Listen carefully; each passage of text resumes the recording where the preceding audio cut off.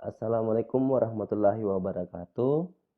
Pada video kali ini, saya akan berbagi bagaimana cara menggunakan e-learning di kampus Tiem Bongaya. Pertama-tama, Bapak Ibu silahkan daftarkan mata kuliah Bapak Ibu di operator LMS Tiem Bongaya. Sebagai contoh misalnya, pada video kali ini saya akan mengambil contoh dosen dan mahasiswa. Untuk dosen misalnya atas nama Rizal Bakri dengan NIDN sebagai berikut. Kemudian mengampu mata kuliah statistika dasar yang terdiri dari 3 kelas, yaitu kelas A, kelas B, dan kelas C. Kemudian mahasiswa sebagai contoh misalnya, yaitu untuk kelas A NIM-nya sebagai berikut, untuk kelas B juga NIM-nya sebagai berikut. Perlu kita ketahui bahwa untuk password mahasiswa itu selalu diawali dengan kata Makassar, M-nya huruf besar, kemudian @nim. Jadi NIM-nya ini passwordnya adalah Makassar @nim. Oke, baik Bapak Ibu. Sekarang kita akan masuk ke LMS Tiem Bongaya. Yaitu Bapak Ibu silahkan ketikkan di sini yaitu lms.stiem-bongaya.ac.id. Kemudian Bapak Ibu silahkan pilih menu atau tampilan login di sini. Bapak Ibu klik, kemudian masukkan NIDN, kemudian masukkan password yang telah diberikan oleh operator LMS Tiem Bongaya. Kemudian login. Maka akan muncul tampilan seperti ini. Pada tampilan ini, Bapak Ibu bisa melihat mata kuliah yang telah didaftarkan.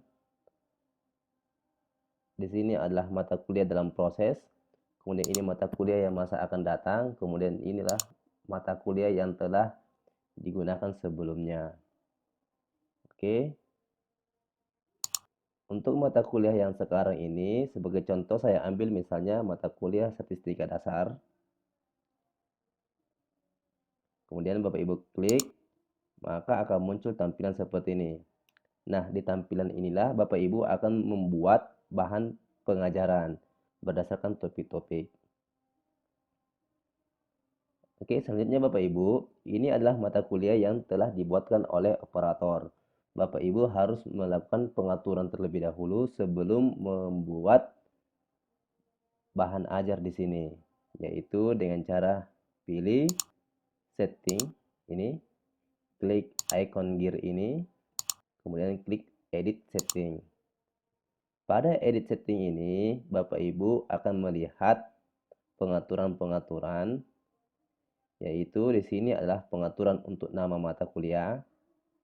Kemudian di sini adalah pengaturan kapan mata kuliah dibuka dan sampai kapan akan ditutup. Kemudian seterusnya ini adalah icon untuk melihat tampilan di depan. Kemudian course formatnya ini akan dimunculkan setiap topik. Kemudian jumlah file uploadnya maksimum 100 MB. Jangan terlalu besar diberikan ke mahasiswa. Kemudian di sini grup. Di sini 3 pilihan yaitu tanpa grup, kemudian dipisah oleh grup dan visible group. Artinya apa?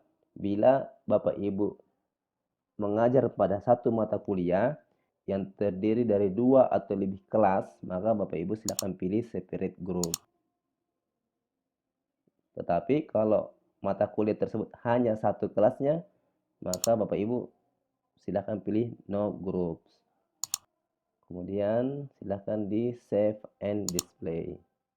Itu untuk pengaturan mata kuliah di e-learning. Berikutnya adalah pengaturan partisipan, artinya peserta dalam mata kuliah ini. Sebagai contoh misalnya, pada mata kuliah ini partisipannya baru satu, yaitu Bapak Ibu sendiri. Artinya belum ada mahasiswa yang masuk.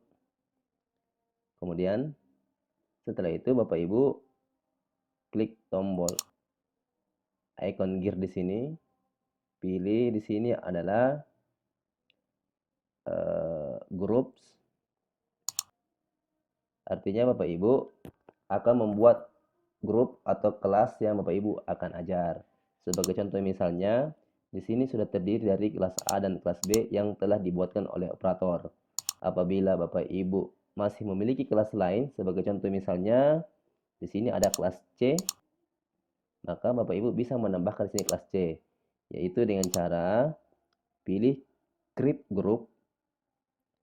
Jadi di LMS ini grup itu dianggap sebagai kelas. Oke, silakan Bapak Ibu create group. Kemudian masukkan di sini misalnya kelas C. Kemudian jangan lupa masukkan enrollment key-nya. Ingat Bapak Ibu, enrollment key ini merupakan password yang akan digunakan oleh mahasiswa berdasarkan grupnya atau kelasnya. Sebagai contoh misalnya, ini kelas C, maka saya beri password pagar kelas C 2020. Sini, enrollment key ini harus ada kata atau karakter pagar atau tanda tanya, harus ada karakter kapital, dan harus ada angka. Baik, jadi mahasiswa yang kelas C pada mata kuliah ini, statistika dasar, harus memasukkan kunci kelasnya yaitu seperti ini, pagar kelas C 2020. Kemudian save change. Jadi setiap kelas ini memiliki kunci masing-masing. Oke, tadi kita tulis ini kuncinya adalah, untuk kelas C adalah pagar kelas C 2020. Untuk kelas B, silahkan diklik ini, kemudian pilih edit. Nah, di sini muncul kelas B 2020. Kemudian untuk kelas A, coba kita lihat passwordnya.